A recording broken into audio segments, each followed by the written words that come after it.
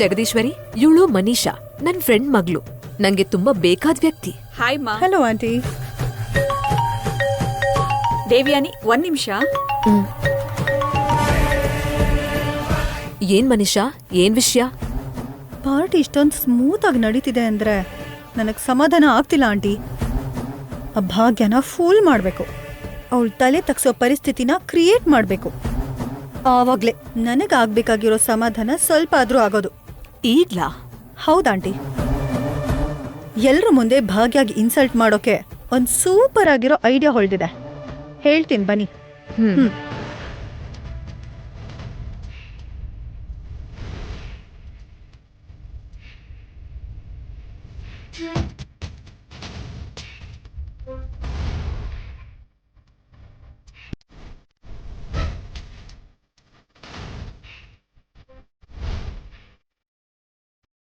Hello.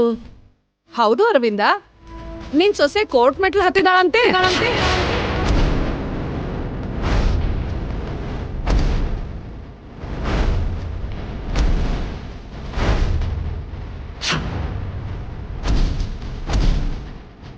ನಿಮ್ ಮಗನಿಂದ divorce ಬೇಕು ಅಂತ ಕೇಳಿದಾಳಂತೆ.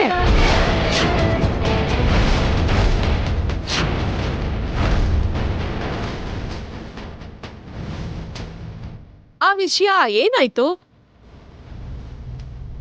ನಮ್ಗ್ಯಾಕಪ್ಪ ಅಂತ ಕೈ ತೊಳ್ಕೊಂಡ್ರಾ ಅಥವಾ ಮನ್ಸ್ ಬದಲಾಯಿಸ್ಕೊಂಡು ಮತ್ತೆ ಮನೇಲಿ ಇಟ್ಕೊಳ್ತಿದ್ದೀರಾ?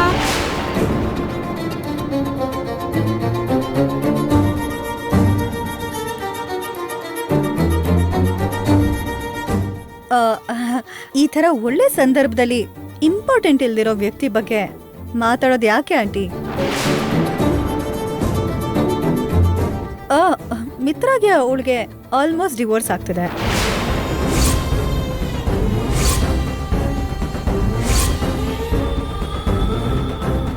ಅಂಡ್ ಈ ವಿಷಯದ ಬಗ್ಗೆ ಮಾತಾಡೋದು ಅರವಿಂದ ಆಂಟಿ ಕೂಡ ಇಷ್ಟ ಇಲ್ಲ.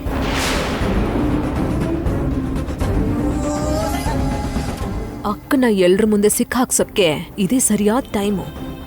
ಮನೀಷಾ, ಕೆಲವು ಸಂದರ್ಭದಲ್ಲಿ ಕೆಲವೊಂದು ವಿಷಯಗಳ ಬಗ್ಗೆ ಮಾತಾಡೋದು ತಪ್ಪೇನಿಲ್ಲ.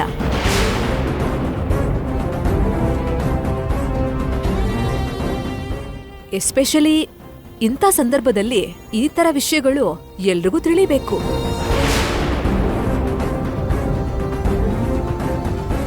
ನೀವೇನ್ ಹೇಳ್ತಿದ್ದೀರೋ ನನ್ಗೆ ಅರ್ಥ ಆಗ್ತಿಲ್ವಲ್ಲ ಆಂಟಿ. ಮಿತ್ರಾಗೆ ಭಾಗ್ಯಗೆ ಡಿವೋರ್ಸ್ ಆಗ್ತಿದೆ ಅಂತ, ಅವರಿಬ್ರು ದೂರ ಆಗ್ತಿದ್ದಾರೆ ಅಂತ ಎಲ್ರಿಗೂ ಗೊತ್ತಾಗೋದು ಒಳ್ಳೇದೇ ಅಲ್ವಾ?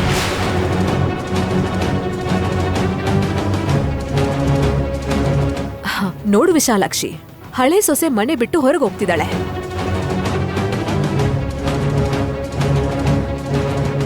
ಹಾಗೆ ಆ ಸ್ಥಾನಕ್ಕೆ ಹೊಸ ಸೊಸೆನೂ ಬರ್ತಿದ್ದಾಳೆ.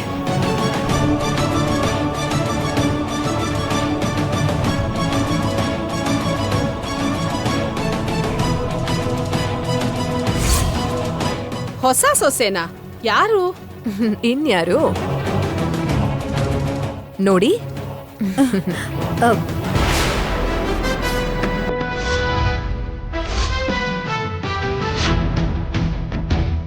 ಹೇಗಿದೆ ಜೋಡಿ? Made for each other ಅನ್ಸಲ್ವಾ?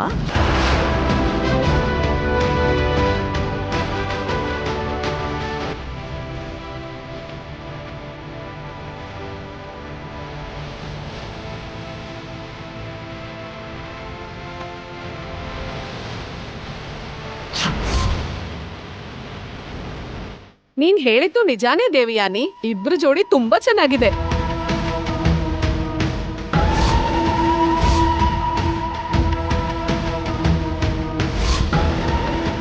So Nandan ಫ್ಯಾಮಿಲಿಯಿಂದ ಒಂದ್ ಸೊಸೆ ಮನೆಯಿಂದ ಹೊರಗೆ ಹೋಗಿ ಇನ್ನೊಬ್ಬ ಸೊಸೆ ಒಳಗ್ ಬರ್ತಾಳೆ ಅನ್ನಂಗಾಯ್ತು.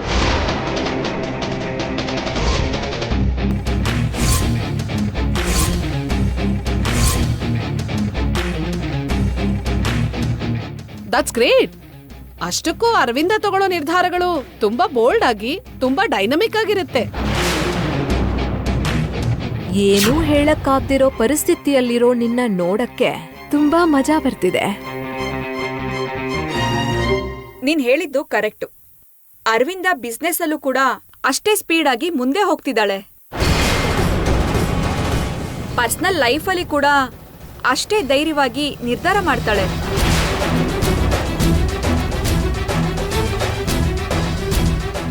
ಸೊಸೈಟಿ ಏನ್ ಅಂದ್ಕೊಳ್ಳುತ್ತೋ ಅಂತ ಯೋಚನೆ ಮಾಡದೆ ದೂರ ಹೋಗಿರೋ ಸೊಸೆನ ಅರವಿಂದ ಕೂಡ ಬಿಟ್ಟಿದ್ದಾಳೆ ಅಂದ್ರೆ ಎಷ್ಟು ಬೋಲ್ಡ್ ಡಿಸಿಷನ್. ಅವಳನ್ನ ನೋಡಿ ನಾವ್ ಎಷ್ಟು ಕಲಿಬೇಕಲ್ವಾ. ಯಾರನ್ನ ನೋಡಿದ್ರು ಇದೇ ಗೋಳು. ಅರವಿಂದ ಹಾಗೆ, ಅರವಿಂದ ಹೀಗೆ ಅಂತ ಅರವಿಂದ ಭಜನೆ ಮಾಡ್ತಾರೆ. ನಾನು ಕೂಡ ನಂದನ್ ಕುಟುಂಬ ಸೊಸೆ ತಾನೆ, ನನ್ ಬಗ್ಗೆ ಒಬ್ರಾದು ಮಾತಾಡ್ಬಾರ್ದಾ? ಇಲ್ಲ, ಪರಿಸ್ಥಿತಿ ಹೀಗೆ ಇರೋಕ್ ಬಿಡಬಾರ್ದು. ನನ್ ಬಗ್ಗೆನೂ ಎಲ್ರೂ ಗ್ರೇಟ್ ಅನ್ನೋ ಸಿಚುವೇಶನ್ನ ನಾನೇ ಕ್ರಿಯೇಟ್ ಮಾಡ್ಬೇಕು.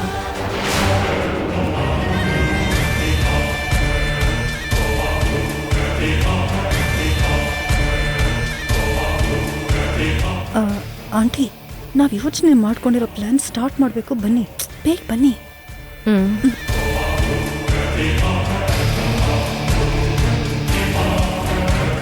ಇಲ್ಲಿಗೆ ಕರ್ಕೊಂಬಂದೆ.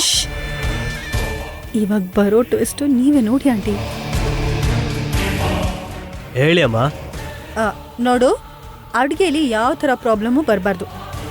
ಎಲ್ಲ ಅರವಿಂದ ಆಂಟಿ ಹೇಗೆ ಅನ್ಕೊಂಡಿದಾರೋ ಹಾಗೆ ಆಗ್ಬೇಕು.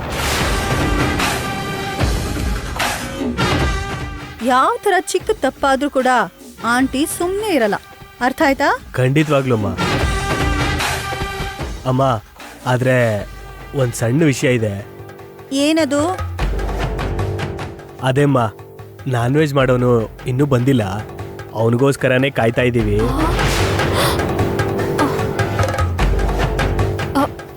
ಏನ್ ಹೇಳ್ತಿದ್ಯಪ್ಪ ನೀನು?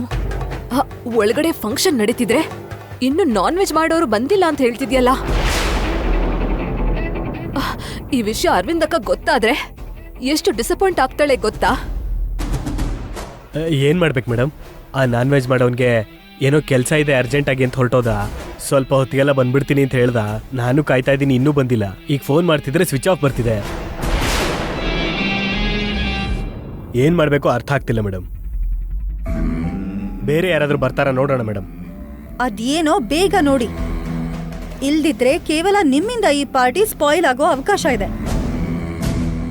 ಅದರಿಂದ ನಮ್ ಅರವಿಂದ ಆಂಟಿ ಮರ್ಯಾದೆ ಹೋಗುತ್ತೆ. ಸರಿ ಮೇಡಮ್, ನಾನು ಹೇಗಾದ್ರೂ ಪ್ರಯತ್ನ ಮಾಡ್ತೀನಿ.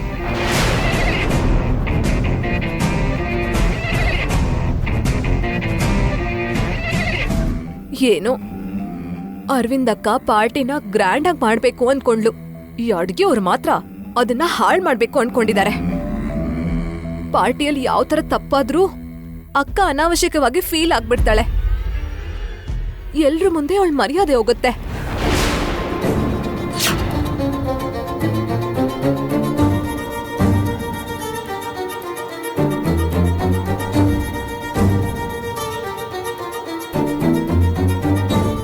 ಅತ್ತೆ ಎಲ್ರೂ ಕರೆದು ಸಂತೋಷದಿಂದ ಪಾರ್ಟಿ ಮಾಡ್ತಿದ್ದಾರೆ. ಇಂಥ ಸಮಯದಲ್ಲಿ ನನ್ನಿಂದ ಯಾವ ತಪ್ಪು ಆಗ್ಬಾರ್ದು. ಎಲ್ರೂ ಮುಂದೆ ಅವ್ರ ಮರ್ಯಾದೆ ಹೋಗ್ಬಾರ್ದು. ಆ ಅಡ್ಗೆಯವ್ರು ಬರೋವರೆಗೂ ನಾವ್ಯಾಕೆ ಕಾಯ್ಬೇಕು? ನಾನೇ ಹೋಗಿ ಆ ಅಡ್ಗೆಯವ್ರಿಗೆ ಸಹಾಯ ಮಾಡಿ ಈ ಪಾರ್ಟಿ ಸರಿಯಾಗಿ ನಡೆಯೋ ಹಾಗೆ ಮಾಡೋದು ಒಳ್ಳೇದೇನೋ. ಬಾ, ಒಳಗ್ ಹೋಗೋಣ.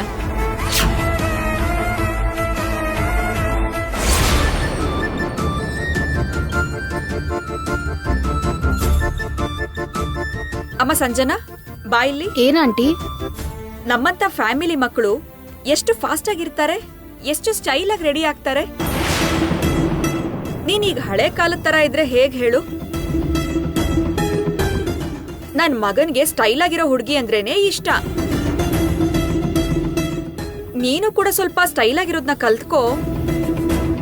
ಮೇನ್ ಆಗಿ ಈ ಡ್ರೆಸ್ಸಿಂಗ್ ಸೆನ್ಸ್ ಬದಲಾಯಿಸ್ಕೋ. ಒಂದ್ ವೇಳೆ ನಾನ್ ನಿಮ್ ಸೊಸೆ ಆದ್ರೆ ಅವಾಗ ಈ ವಿಷಯದ ಬಗ್ಗೆ ಯೋಚನೆ ಮಾಡ್ತೀನಿ. ಈಗ ಸದ್ಯಕ್ಕೆ ನಾನು ದೇವಿ ಅನಿಯವ್ರ ಮಗಳು, ಅವಳ ಮಗಳಾಗೇನೆ ಬೆಳೆದಿದ್ದೀನಿ. ಸೊ ಅದಕ್ಕೆ ಹೀಗೆ ಇರಬೇಕು ಅಂತ ಅನ್ಕೊಂಡಿದ್ದೀನಿ. ಹೋಗ್ಲಿ ಬಿಡಮ್ಮ, ಹೇಗಿರ್ಬೇಕು ಅಂದ್ಕೊಂಡಿದ್ಯೋ ನಿನಗೆ ಇಷ್ಟ ಕ್ಲಾರಿಟಿ ಇದೆ. ಈಗೆಲ್ಲ ತುಂಬಾ ಜನರಿಗೆ ಇಷ್ಟ ಮಾತ್ರದ ಕ್ಲಾರಿಟಿ ಕೂಡ ಇರೋದಿಲ್ಲ. ನಂಗೆ ಕ್ಲಾರಿಟಿ ಇದೆ ಅನ್ನೋ ವಿಷಯದಲ್ಲಿ ನಿಮಗ್ ಕ್ಲಾರಿಟಿ ಬಂತಲ್ಲ, ತುಂಬಾ ಸಂತೋಷ. Sanjana, what is this? Aunty ಹತ್ರ ಹೀಗೇನಾ ಮಾತಾಡೋದು? ಸಂಜನಾ ಹೇಳಿದ್ರಲ್ಲಿ ತಪ್ಪೇನಿದೆ ಮಾಮ್? ಅಲ್ದೆ ಸಂಜನಾ ಹಾಗಿರ್ಲಿ ಹೀಗಿರ್ಲಿ ಅಂತ ಯಾರೋ ಹೇಳಿದ್ರೆ ಅವಳು ಯಾಕೆ ಬದಲಾಗ್ಬೇಕು? ಅದೇ ವಿಷಯನ ಕ್ಲಿಯರ್ ಆಗಿ ಹೇಳಿದಾಳೆ, ಅದ್ರಲ್ಲಿ ತಪ್ಪೇನಿದೆ? ನೀನ್ ಬಾ ಸಂಜನಾ.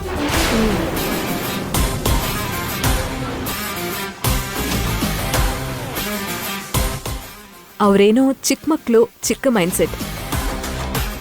ನಾವು ದೊಡ್ಡವ್ರಲ್ವಾ, ದೊಡ್ಡ ಮನ್ಸ್ ಮಾಡಿ ನಾವೇ ಸುಮ್ನಾಗ್ಬೇಕು. ಅದನ್ ಬಿಟ್ರೆ ಇದನ್ನೆಲ್ಲ ದೊಡ್ಡದ್ ಮಾಡ್ಬಾರ್ದಲ್ವಾ? ನಾನೇ ದೊಡ್ಡದ್ ಮಾಡಲ್ಲ ಬಿಡು ದೇವ್ಯಾನಿ. ಈ ಚೇಂಜಸ್ ಯಾವಾಗ್ಲೂ ಕಾಲದ ಜೊತೆಗೇ ಆಗ್ಬೇಕು. ಅಲ್ಲಿವರೆಗೂ ಕಾದ್ ನೋಡೋದು ನಮ್ ಜವಾಬ್ದಾರಿ.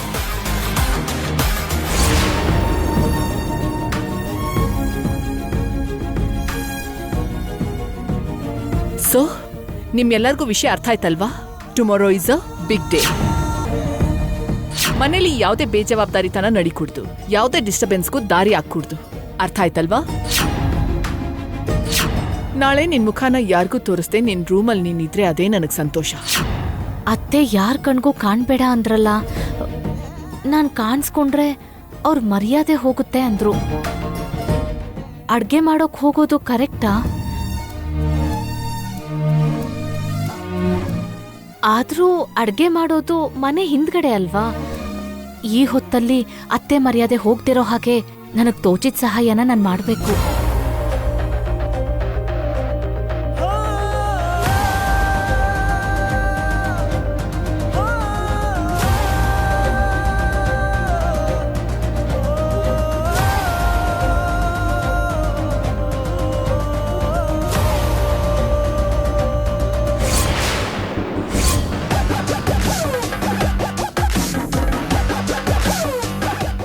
ಆಂಟಿ, ಬಿಲ್ದಲ್ಲಿದ್ದಿದ್ದಿಲಿ ಹೊರಗೆ ಬಂದಿದೆ.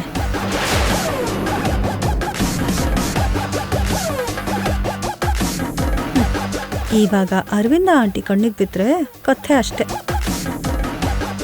ದೊಡ್ಡ ಬೆಂಕಿ ಬೀಳುತ್ತೆ, ಒಂದು ಸುನಾಮಿನೇ ಬಂದೋಗುತ್ತೆ. ಹೌದು ಮನೀಷಾ, ನಾವು ಬಿಟ್ಟಿರೋ ಬಾಣ ಎಲ್ಲಿ ಹೋಗುತ್ತೋ ನೋಡೋಣ.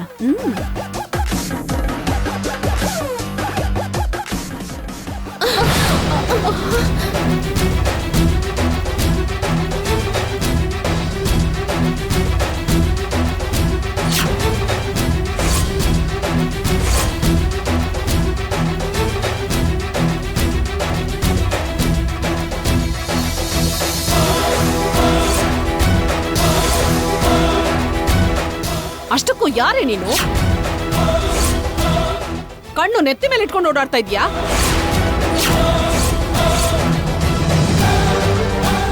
ನಾನು ಉಟ್ಕೊಂಡಿರೋ ಸೀರೆ ಬೆಲೆ ಎಷ್ಟು ಅಂತ ನಿಂಗೆ ಗೊತ್ತಾ? ನಿನ್ ಜೀವನದಲ್ಲೇ ಎಂದಾದ್ರೂ ಇಷ್ಟು ದುಬಾರಿ ಸೀರೆನ ನೀನ್ ನೋಡಿದೀಯಾ? ನಿನ್ನಿಂದ ಇಷ್ಟು ಒಳ್ಳೆ ಸೀರೆ ಹಾಳಾಗೋಯ್ತು.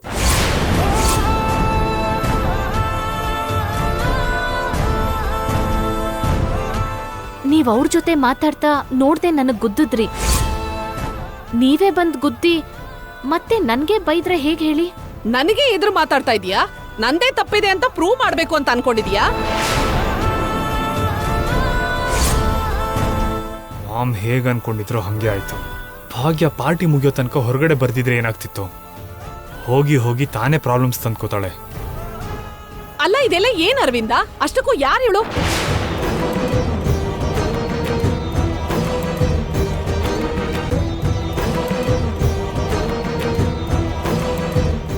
ಇಂಥವ್ರನ್ನೆಲ್ಲ ಯಾಕೆ ಪಾರ್ಟಿ ಕರಿಯಕ್ ಹೋದೆ?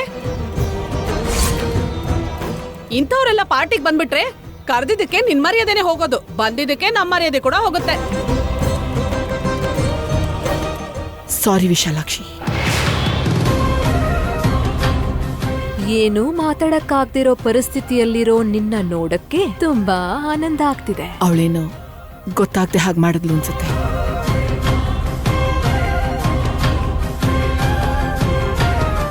ತಪ್ಪು ಮಾಡಿದಾಗ ತಪ್ಪಾಗಿದೆ ಅಂತ ಒಪ್ಕೋಬೇಕು, ಆಮೇಲೆ ತೆಪ್ಪಗಿರ್ಬೇಕು. ಅದನ್ ಬಿಟ್ಟು ಎಷ್ಟು ದಿಮಾಕಿಂದ ಮಾತಾಡ್ತಾ ಇದ್ದಾಳೆ ನೋಡಿದ್ಯಾ?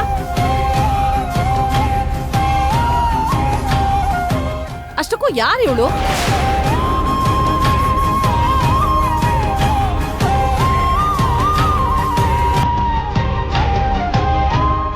ವಿಶಾಲಾಕ್ಷಿ, ಈ ಹುಡುಗಿ ಯಾರಂತ್ಕೊಂಡೆ? ಅರವಿಂದ ಮಾಲಿನಿ ಸೊಸೆ.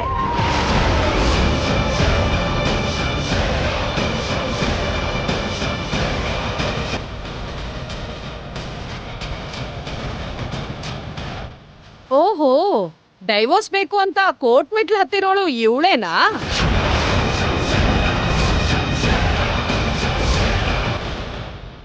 ನಂದನ್ ಕುಟುಂಬದ ಮರ್ಯಾದೆನ ರೋಡಕ್ ತಂದಿದ್ದು ಈ ಮಹಾತಾಯಿಯೇನಾ?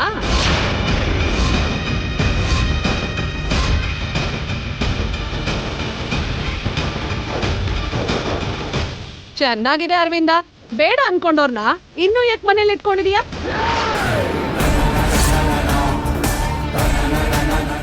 ಮನೆಯೊಳಗೆ ಇಟ್ಕೊಂಡಿದ್ಯಾ?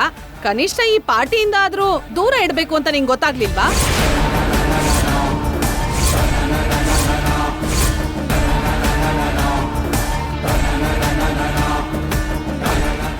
ಇಂಥವ್ರಿಗೆಲ್ಲ ಎಲ್ಲಿ ಹೇಗ್ ಬಿಹೇವ್ ಮಾಡ್ಬೇಕು ಅಂತ ಗೊತ್ತಿರಲ್ಲ, ಯಾರ ಜೊತೆ ಹೇಗ್ ಮಾತಾಡ್ಬೇಕು ಅಂತಾನೂ ಗೊತ್ತಿರಲ್ಲ. ಹೋಗಿ ಇಂಥವಳನ್ನ ಸೊಸೆ ಮಾಡ್ಕೊಂಡಿದೀಯ, ಆಗ್ಲೇ ನಿನ್ ಅರ್ಧ ಮರ್ಯಾದೆ ಹೋಗಿದೆ.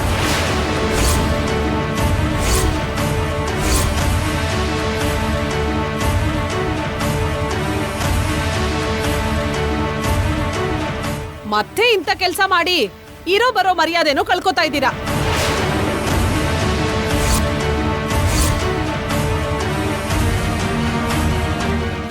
ನಂದನ್ ಫ್ಯಾಮಿಲಿ ಅಂದ್ರೆ ಹೊರಗಡೆ ಎಷ್ಟು ದೊಡ್ಡ ಹೆಸರಿದೆ, ಎಷ್ಟು ಗೌರವ ಇದೆ. ನಂದನ್ ಫ್ಯಾಮಿಲಿ ಸೊಸೆ ಅಂದ್ರೆ ಹೇಗಿರ್ಬೇಕು? ಎಲ್ರೂ ತಲೆ ಎತ್ತಿ ನೋಡೋ ಹಾಗಿರ್ಬೇಕು. ಆದ್ರೆ ನಿನ್ ಸೊಸೆ ಹೇಗಿದ್ದಾಳೆ? ನೀವೆಲ್ಲ ತಲೆ ತಗ್ಸೋ ಹಾಗಿದ್ದಾಳೆ. ಒಳ್ಳೆ ಸೊಸೆನೆ ಸಿಕ್ಕಿದಾಳೆ.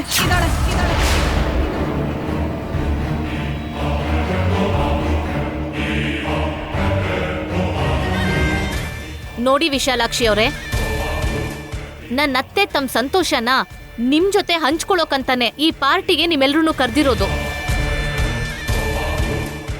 ನಿಮ್ ಸಂತೋಷಕ್ಕೆ ಭಂಗ ತರೋದು ನನ್ನ ಉದ್ದೇಶ ಅಲ್ಲ.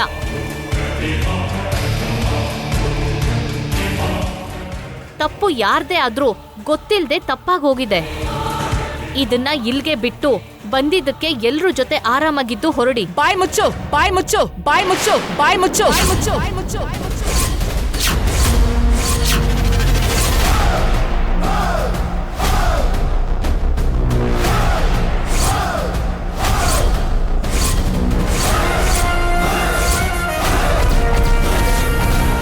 ಇವಾಗ ನಿಂಗೆ ಸಂತೋಷವಾಗಿದ್ಯಾ?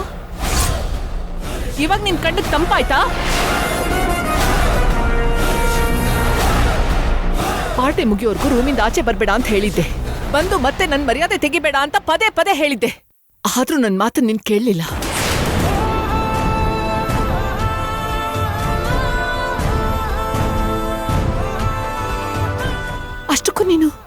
ಅಷ್ಟಕ್ಕೂ ನೀನು ನಮ್ ಕುಟುಂಬದ ಮರ್ಯಾದೆ ತೆಗಿಬೇಕು ಅಂತ ಪಣ ತೊಟ್ಟಿದ್ಯಾ ಅಲ್ವಾ?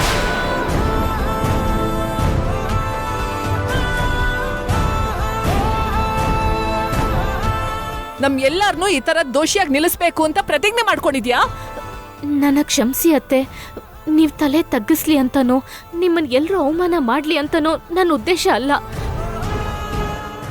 ಅಡುಗೆ ಅವರಲ್ಲಿ ನಾನ್ ವೆಜ್ ಮಾಡೋರು ಒಬ್ರು ಬರ್ಲಿಲ್ವಂತೆ.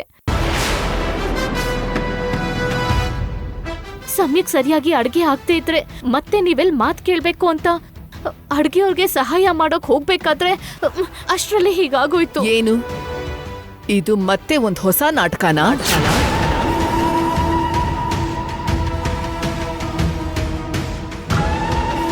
ಆದ್ರೂ ನಾನ್ ವೆಜ್ ಅಡ್ಗೆ ವಿಷಯ ಇವಾಗ ಯಾಕೆ? ಶ್ರಾವಣ ಮಾಸದಲ್ಲಿ ನಾನ್ ವೆಜ್ ಮಾಡ್ಬೇಡಿ ಅಂತ ನಾನೇ ಅಡ್ಗೆ ಅವ್ರಿಗೆ ಹೇಳ್ ಬಂದಿದ್ದೀನಿ. ಆದ್ರೂ ಈ ಡಿಸ್ಕಷನ್ ಯಾಕೆ ಬಂತು ಇವಾಗ? ಇಲ್ಲ ಅತ್ತೆ, ಆಗ್ಲೇ ಚಿಕ್ಕತ್ತೆ ಮನೀಷಾ ನಾನ್ ವೆಜ್ ಬಗ್ಗೆ ಮಾತಾಡ್ತಾ ಇದ್ದಿದ್ನ ಕೇಳ್ದೆ. ಏನ್ ಭಾಗ್ಯ ಇದು? ಎಲ್ರು ನಿನ್ನ ಬೈದಿದ್ದಕ್ಕೆ ನೀನ್ ಮಾಡಿರೋ ತಪ್ಪನ್ನ ನನ್ ಮೇಲೆ ಹೇರೋಕ್ ನೋಡ್ತಿದ್ಯಾ? ಎಲ್ರು ನಿನ್ನ ಚೀ ಅಂದಿದ್ದಕ್ಕೆ ನಿನ್ ತಪ್ಪಲ್ಲಿ ನಮ್ಮನ್ನ ಕೂಡ ಇನ್ವಾಲ್ವ್ ಮಾಡ್ತಾ ಇದ್ಯಾ?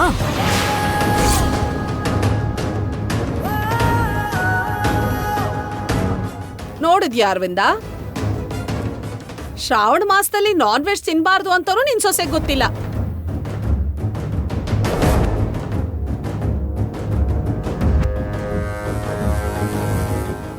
ತಪ್ಪು ಅಂತ ಹೇಳಿದ್ದಕ್ಕೆ ಹೇಳ್ದೋರ್ ಮೇಲೇನೆ ದಬ್ಬಾಳಿಕೆ ಮಾಡಿ ಬಾಯಿ ಮುಚ್ಚಿಸ್ತಿದ್ದಾಳೆ. ಅಲ್ಲ, ಇವಳು ಎಲ್ಲಿ ಸಿಕ್ಕಿದ್ಲು ನಿಮ್ಗೆ?